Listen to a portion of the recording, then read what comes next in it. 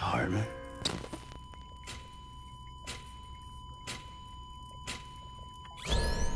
Administering shock. Stand clear.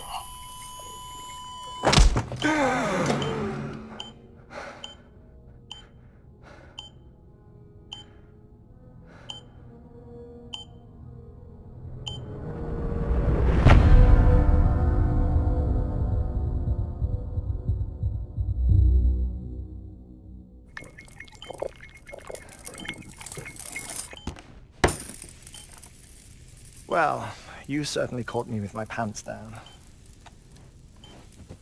Glad you could make it, Sam. I'm sorry. I didn't mean to alarm you, but I am what I am.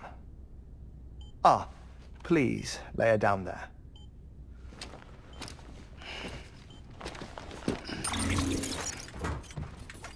Still no sign of them. You know your heart stops beating. It stops every 21 minutes. I spend 3 minutes on the beach, and then return. 60 deaths and 60 resurrections per day. 60 opportunities to search the beach for my departed family. This is how I live. This is my life.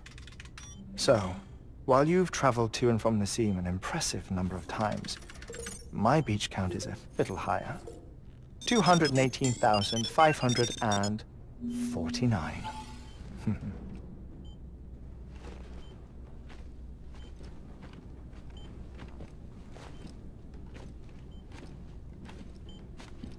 I see myself in that crater. My wife and my child. It's like looking at the shape of my heart. The doctors called it myocardial chordophobia. Mine is an especially unusual case. I have pictures. Care to see Hartman's heart-shaped heart? No, you really should. It doesn't run in the family. You know, I never came to terms with their loss. In the days that followed, I became obsessed with an idea that the beach is real, and they are on it. I would induce cardiac arrest, 3 minutes at a time, and search for them, day after day after day. Also, you could say goodbye. Quite the opposite. It is said that everyone's beach is different. So what if everyone's afterlife is different too? I find the thought terrifying, spending eternity alone, which is why I decided to find my family and make sure to move on with them. You mean die with them? If death would see us reunited, then yes. But the repeated cardiac arrests took their toll on my heart. The muscle gradually deformed. And after a while, they started calling me the beach scientist. Hartman. I'm glad we could have this conversation. Oh.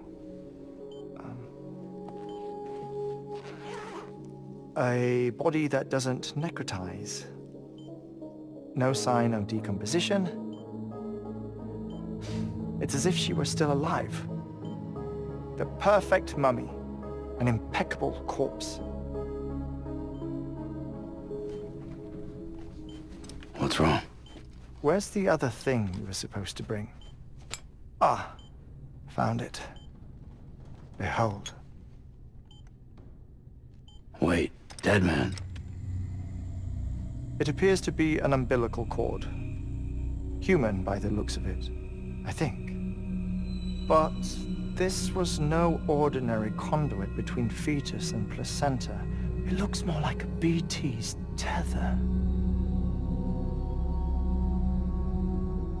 And this was Mama's? Yes. A body that doesn't necrotize, and an umbilical cord connected to the beach. These are remarkable discoveries, Sam. Enough to set my sore heart racing. 5 minutes of cardiac arrest. I apologize if our conversation gets cut short. I must go back to the beach and look for my wife and child. One person, one beach. That's the rule. But I'm the exception. My beach is connected to others, as if it were the beneficiary of a coronary bypass. Maybe this twisted heart of mine made it possible. All I know is that I will find them. Even if my every visit raises new questions. I'll have my answers one day. One day. 3 minutes to cardiac arrest. The battlefields. The endless wars you found yourself trapped in. Why do World War-era soldiers wander the beach a century after they fell? Normally the souls of the dead move on. The beach is just a corridor, a place through which they pass on the way to the other side. But if regret, resentment, a fervent desire to remain, if these feelings are powerful enough, they may give rise to an altogether different beach, a collective purgatory for an army of the damned.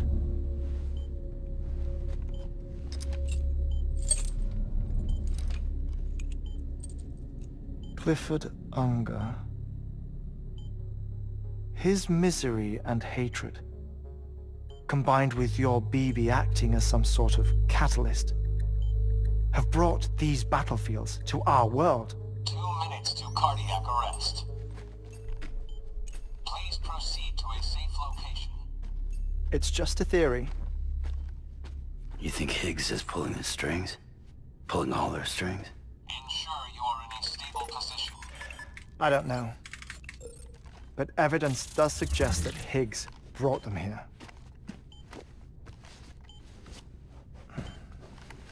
1 minute remaining. Please hold on to something secure. Oh, before I forget, I have a favor to ask. Activating lab security measures. Could you just relax until I come back? Time stops on the beach, but not in the scene. Rest assured, it'll only feel like 3 minutes to you. We'll continue this shortly.